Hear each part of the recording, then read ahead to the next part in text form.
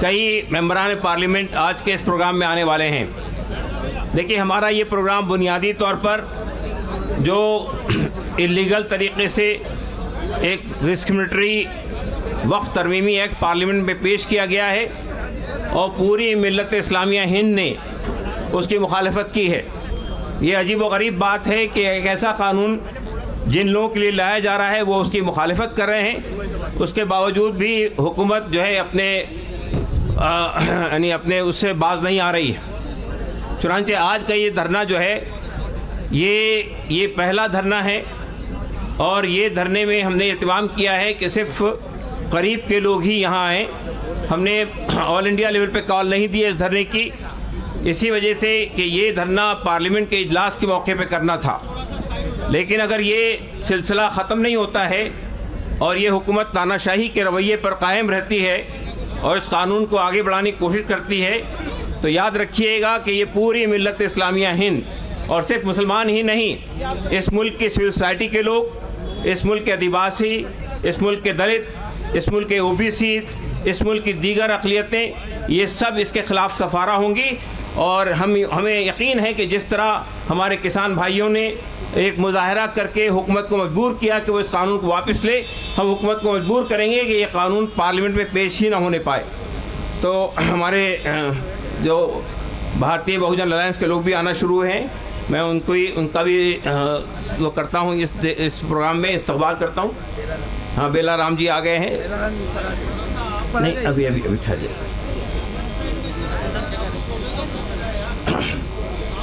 तो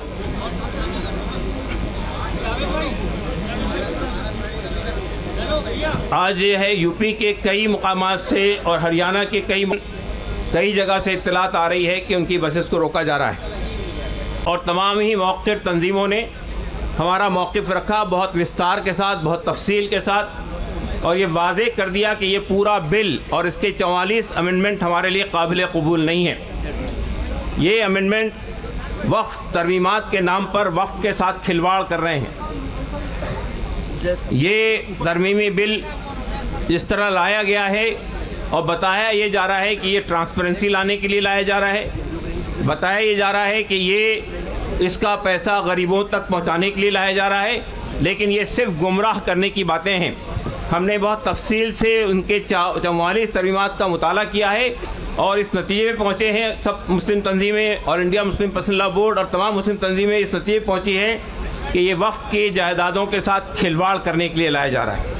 ये हमारी मसाजिद को, मैं देखिए इस प्रोग्राम का आगाज़ करने के लिए एक बहुत ही मोतबर नाम, एक बहुत ही मुअज़्ज़ज़ शख्स और all India Muslim personal law board के नायब सदर हज़रत मौलाना उबैदुल्ला खां आज़मी साहब से गुजारिश करता हूँ कि वो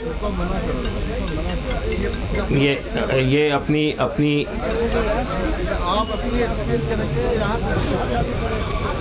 अपनी गुफ्तगू से इस प्रोग्राम का आगाज़ फरमाएंगे। मैं मीडिया के लोगों से कहता हूं कि वो अब बाइट को बंद करें और ये तकरीर ज़्यादा बहुत अहम होगी आपके लिए, उसको सुनिएगा। मैं मौलाना उबैदुल्ला खां आज़मी साहब, शोला बयान मुकर्रिर, एक बहुत ही रिकग्नाइज़ आवाज़ मिल्लत की, साबिक़ MP, उनसे गुजारिश करता हूं कि वो तशरीफ़ लाएं और अपनी बात इख्तिसार से हमारे सामने रखें।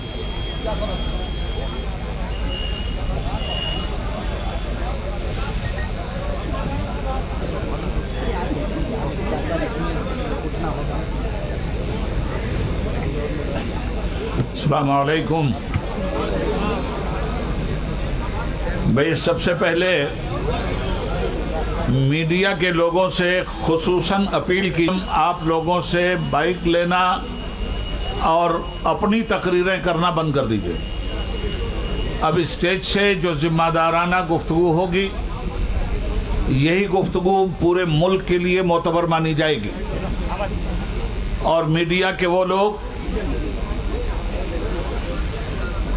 जो हर प्रोग्राम को हुकूमत के मकसद के तहत कवर करते हैं, उनसे गुजारिश है कि बराह करम आप जो अफवाहें फैला फैला कर मुल्क को गुमराह कर रहे हैं और हिंदुस्तान भर के लोगों को भ्रमित कर रहे हैं, आप अपने पेशे के साथ नमक हलाली नहीं कर रहे हैं। इसलिए मैं फिर एक मर्तबा अपनी गुफ्तगू करने से कबल मीडिया मुअद्दिबाना गुजारिश करूंगा कि आप समाज की आंख हैं, समाज की निगाह हैं, और आपके जरिए समाज अपने हालात को देखता, पढ़ता और सुनता है। प्रोफेशनल ड्यूटी पूरी करने के बजाय समाज को गुमराह करेंगे, समाज को भ्रमित करेंगे, समाज में नफरत का माहौल पैदा करेंगे, तो आप अपनी ड्यूटी पूरी नहीं कर रहे हैं, बल्कि अपनी ड्यूटी से खुली हुई गद्दारी कर रहे हैं। मेरा ख्याल ये है कि ये मैसेज तभी लोगों तक पहुंच गया। अब कुछ ज़रूरी बातें मैं आपकी खिदमत में पेश करना जा रहा हूं। बिस्मिल्लाहिर्रहमानिर्रहीम। किसे खबर थी बाहर आते ही फूल रंगी कफन बनेंगे,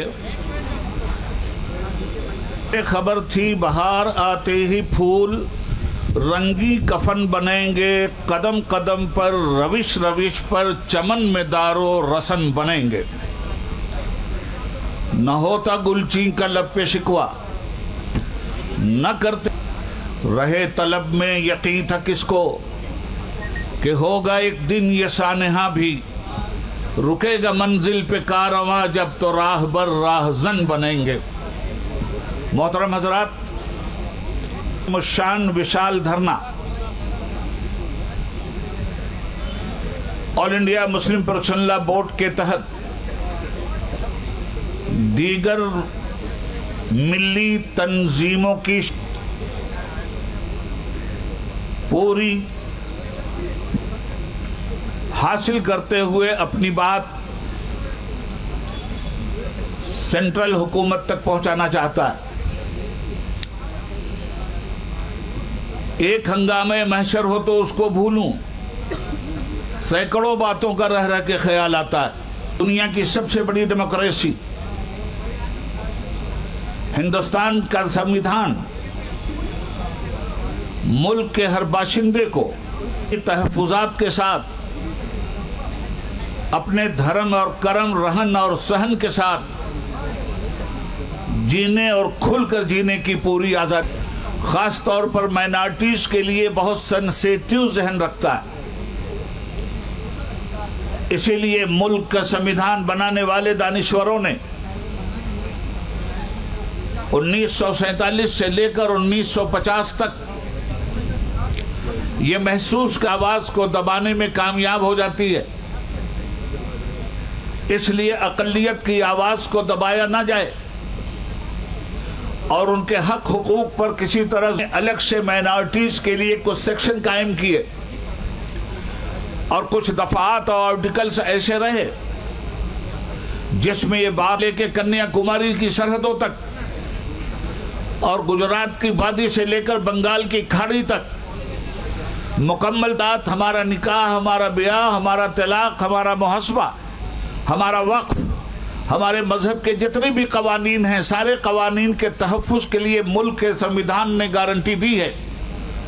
मुल्क में हुकूमत सेकुलर होगी, ये भी मुल्क के संविधान का एक फैसला है। सेकुलर हुकूमत का मतलब होता है ला मजहब, कोई धर्म नहीं होगा, मगर सेकुलर मुल्क में उस बेधर्म हुक्मिक लोग अपनी ज़िंदगी धर्म की बुनियाद पर गुजारते हैं। उन तमामी तर लोगों के धर्म और कर्म की पूरी हिफाजत की गारंटी सेकुलर हुकूमत को लेनी है।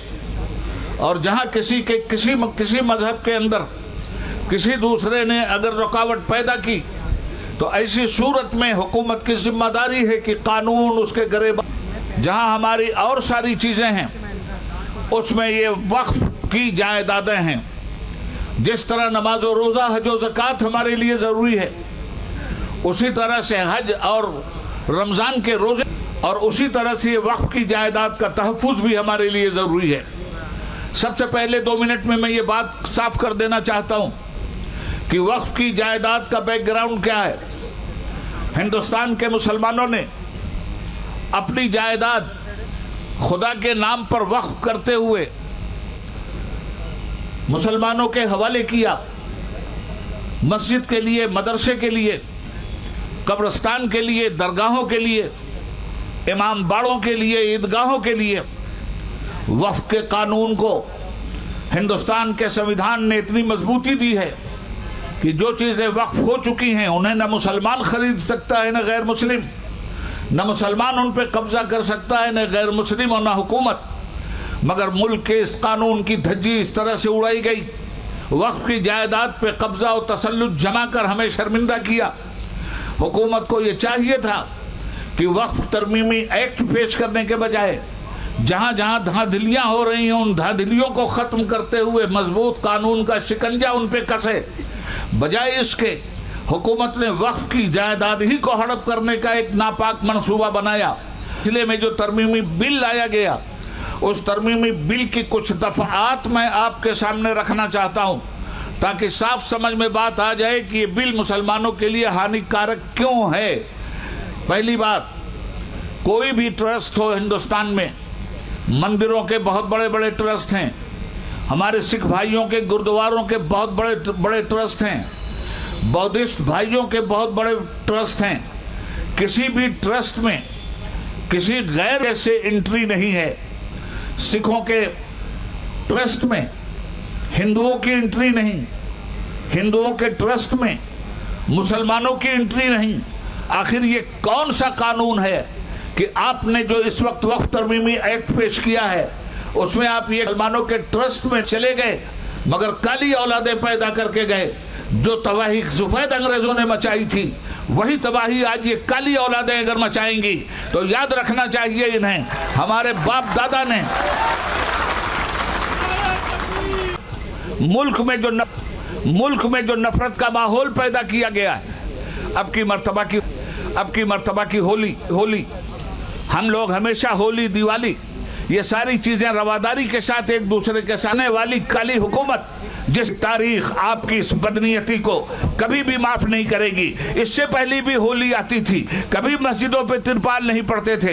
एक रिपोर्ट पेश करके मैं अपनी बात को खत्म कर देता हूँ। होली कोई या अभी मुर्शिदाबाद के एमपी टीएमसी के अबू ताहिर साहब वो तशरीफ़ ला चुके। अजीज़ पाशा साहब को मैं ज़हमत देने जा रहा हूँ। सीपीआई के को जो इस हर चीज़ की आज़ादी है, ये एक आज़ाद हिंदुस्तान में हमारे सामने जो कुछ हो रहा है, बहुत एक्ट जो लोग अपने तरफ से सखावत देना चाहते हैं इस तमाम पूरी कौम के लिए और पूरे इसके लिए, तो मेजर ऑफ डेमोक्रेसी को अगर प्रैक्टिकल एंगल से देखें तो मदर ऑफ डेमोक्रेसी को कुचला जा रहा है।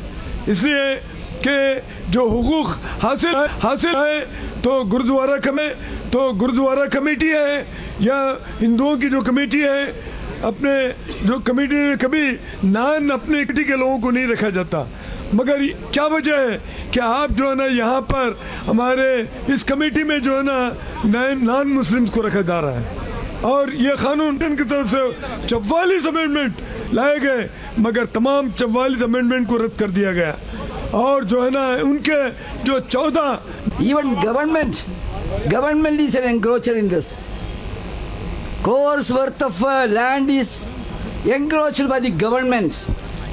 Through this registration, what they are doing, they are glorifying that encroachment. In order to gain the political will, they are now taking a Waqf board, council, even tribunal has been undermined and everything is captured by the government. They want to grab all these properties. We should not allow it. I don't want to take much of time because clear violation of the Indian Constitution is there. Article 25 and Article 26 and all kind of things. They are taking undemocratic attitude in this. In the parliament, we let it come in the parliament. In the parliament, if it comes, I hope that many people will join together to talk and fight against this kind of in the parliament. I assure you, as a member in the parliament and a party leader of IUML, we will fight it tooth and nail, and we will have all kind of support to this kind of agitation and the movement. I believe that these leaders, they are great leaders. They have sacrificed for the community's interest in front of them, keeping them in the forefront. We will agitate this, we will spread this agitation throughout India. I would like to say that also. So we have to stand together, we have to fight together. I hope that you all will support this, and we on behalf once again support, IUML support to this. Let us have a joint work. ये केवल Aryans domination का काल नहीं रहा इस देश का कि आप उसी को इतिहास बनाने लगेंगे, वही डोमिनेंस का नेचर लेकर के रौंदते चलेंगे। ये नहीं चलेगा इस देश में। इस देश में हम हैं, दलित हैं, पिछड़े हैं, माइनॉरिटी हैं, आदिवासी। आपको हम सैल्यूट करते हैं इस मंच से, जिन्होंने कहा कि अब जमींदार का बेटा जमींदार नहीं होगा, राजा का बेटा राजा नहीं होगा। अब जब आज़ादी मिली है तो अंग्रेज भी गए और यहाँ से राजशाही भी गई। अब जनता के एक एक वोट से प्रतिनिधि चुना जाएगा और दिल्ली में जिसकी बहुमत होगी उसी की सरकार होगी, वही देश पर राज चलाएगा। मालिक किसको बनाया? और ये संविधान में खूबसूरत लाइन लिखा कि हमारा संविधान लिंग, जाति, भाषा, धर्म के आधार पर अपने नागरिकों के बीच भेदभाव नहीं करता। तो ये हिंदुस्तान को ले चलने की, एक रखने की और आगे बढ़ाने की सलाहियत थी। ये समाजवाद और धर्मनिरपेक्षता को संविधान से निकालने के लिए कोर्ट तक जा चुके हैं। इस देश ने खारिज किया इनके इस मंसूबे को और आगे भी खारिज होंगे, हर लेवल पर खारिज होंगे। तो मैं बस इतना ही कहूँगा कि मैं आपकी लड़ाई के साथ हूँ, आपकी मांग के साथ हूँ और ये देश आपका है, आपका खून पसीना लगा है इस देश को बनाने में। और अभी हम किसान आंदोलन के भी उस NCC नेशनल कोऑर्डिनेशन किनारे करने की कोशिश की गई है। जो देश का अन्नदाता था उसको कहा जा रहा है कि वो ट्रबल मेकर है, वो गड़बड़ी पैदा करने वाला है। इसीलिए हार नहीं मानना है। अगर उनकी जिद है कि हम देश में फासिज्म को थोपेंगे तो हमारी भी जिद है, लड़ाई चलेगी। जितनी भी लंबी चलने वाली लड़ाई है चलेगी और उसमें हम फतह हासिल करेंगे। बहुत बहुत धन्यवाद, शुक्रिया। की तरफ से आपने जिस सॉलिडारिटी का हमको मुजाहरा किया है, उसुद्दीन अवैसी साहब MP मेंबर पार्लियामेंट भी आ चुके हैं।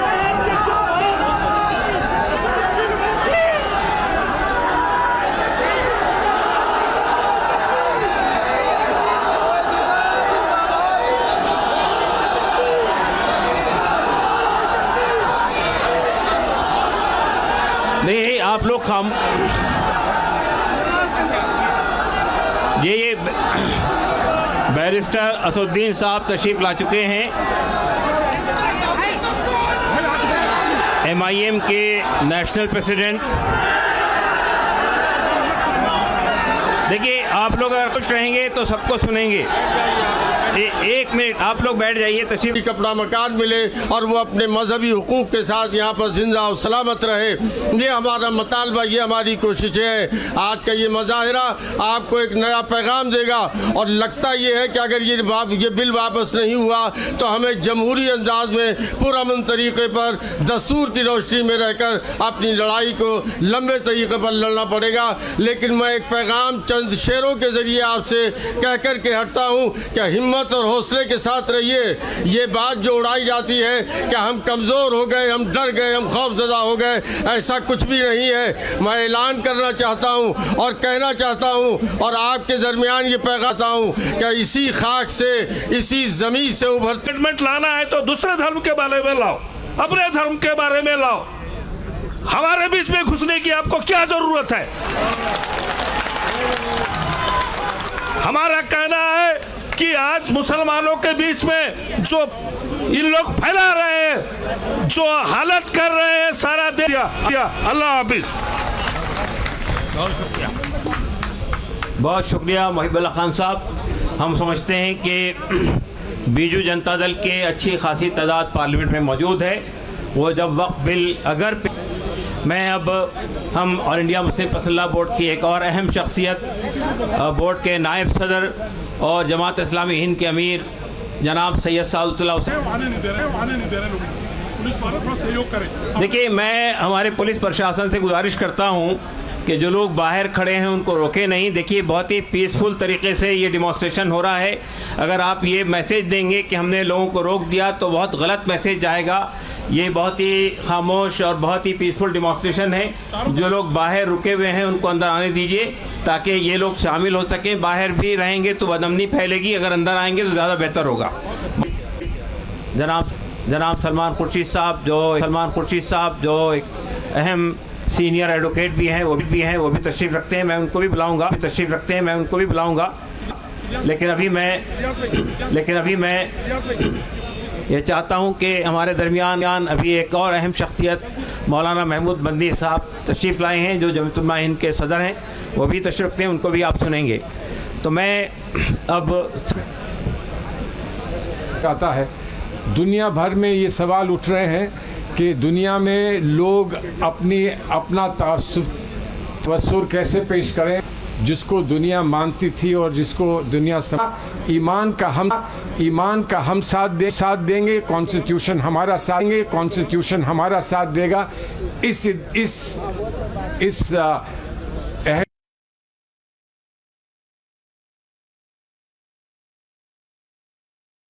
यहाँ दीनी आलिम आपके मौजूद हैं, आपके सारे रहनुमा यहाँ मौजूद हैं। वो जो इशारा करेंगे, जो रास्ता दिखाएंगे, उस रास्ते पर यकीनन हम लोग सब चलें।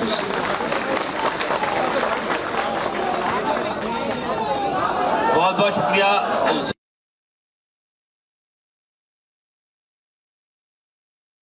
कि ये शरारत अंगेज हरकतें हैं मीडिया की तरफ से की जा रही है कि वो आम लोग हैं, और अगर आप ये बात करेंगे तो हम उन लोगों को जो मीडिया को बाइट मत दीजिए। यहाँ जिम्मेदारान बैठे हुए हैं, वो अपनी बात रखेंगे और उनकी बात ही सबके हैं। आज हम हैं, कल नहीं रहेंगे। देश है और देश रहेगा इंशाअल्लाह। औकाफ, ये जो वक्फ की ज़मीनें हैं, ये बिलीवर्स की चैरिटी है, ये मुसलमानों के बुजुर्गों ने चैरिटी की है, और ये देश की ज़मीनें देश में रहेंगी और देश ही के काम आएगी। मैं जेपीसी को सिर्फ इतना कहता हुआ जाना चाहता हूं कि आपने बड़ी नाइंसाफ़ी से काम लिया है। आप जिस तरह स्टेक होल्डरों को छोड़कर नॉन स्टेक होल्डरों से बात कर रहे थे, मुझे तो डर लग रहा था कि भारत के बाद शायद आप श्रीलंका जाने वाले हैं। वहां पूछने वाले हैं लोगों से कि बताओ आप नेपाल जाने वाले हैं क्यों? भारत में बांग्लादेश की हसीना अच्छी लगती है, हिंदुस्तान का हुसैन भाई अच्छा नहीं लगता। आखिर हम आपके हैं, आप हमारे हैं। आइए हम देश को एक पावरफुल शक्ति बनाएं, भारत को एक गौरवशाली देश बनाएं। हिंदुस्तान जिंदाबाद,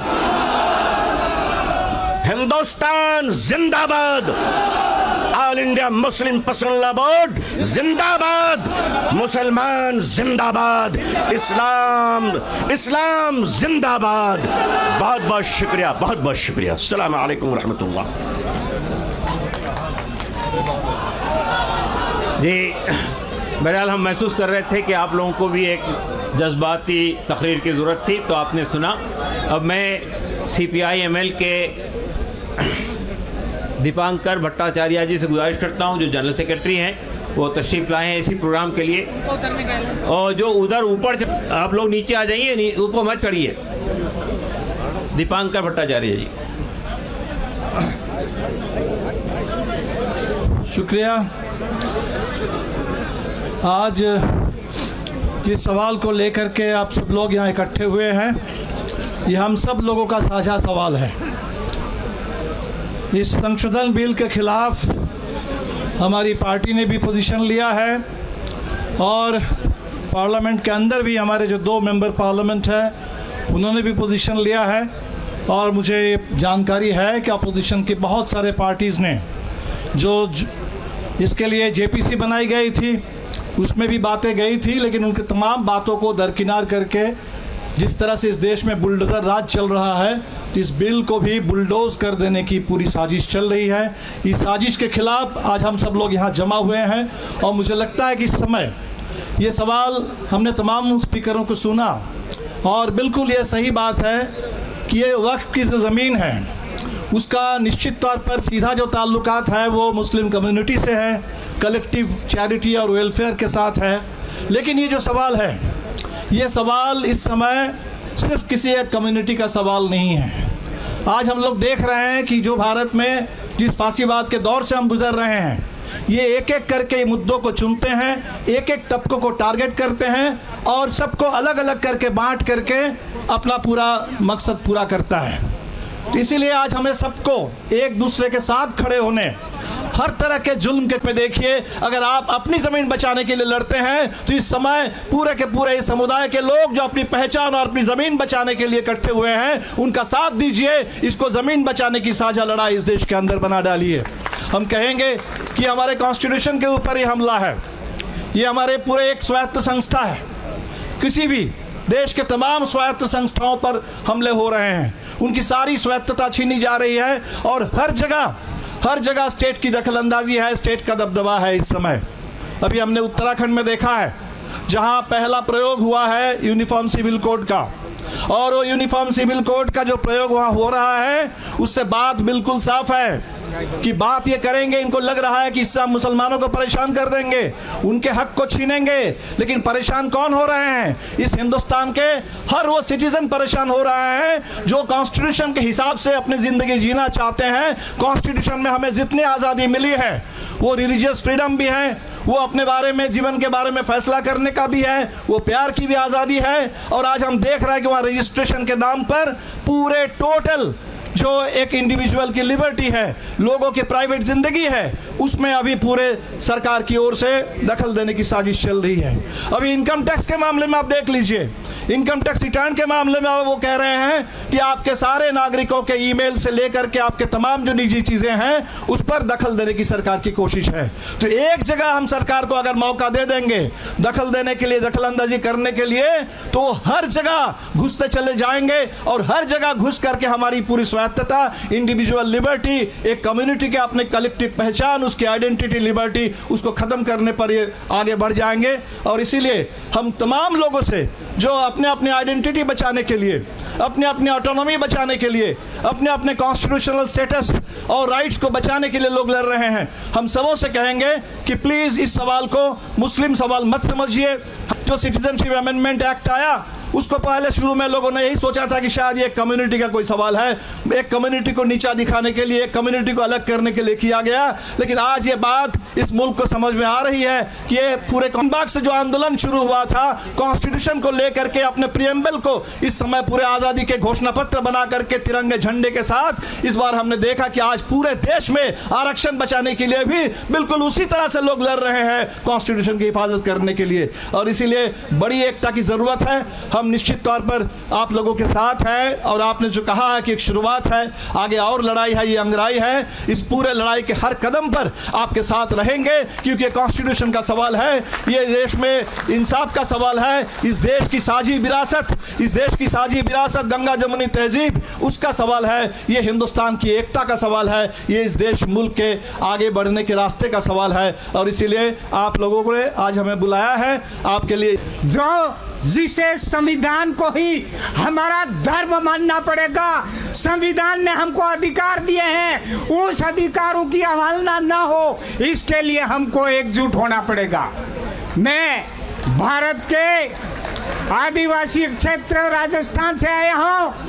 मैं तो ये नारा देने आया हूँ कि अब देश को, हमें सभी आवामों को, सभी लोगों को एक ही नारा देना चाहिए, संविधान ही हमारा धर्म है और इस धर्म के लिए हम कुछ भी कर गुजरेंगे।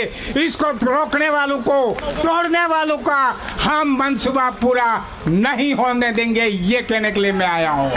मैं यहाँ ये इसलिए कहने आया हूँ कि जैसा तिरंगे के बीच में एक निशान बना हुआ है, मेरे आदिवासी क्षेत्र के अंदर एक निशान है हमारा झंडा, जिसमें हमारे आदिवासियों के झंडे में सूरज का निशान है, चांद का निशान है और तारे का निशान है। इसका मतलब यह हुआ कि सूरज मानने वाले हो, चाहे तारे को मानने वाले हो, चाहे चांद के मानने वाले हो, को आदिवासियों का मूल धर्म है इन सब का सहयोग करना, रक्षा करना, सहायता करना। ये हमारा मूल धर्म है कि संविधान हमारा आगे बढ़ेगा। इन्हीं बातों के साथ में जिस तरह से ये बात आज कर रहे हैं, ये पूरे देश में हम व्यक्ति इस वक्त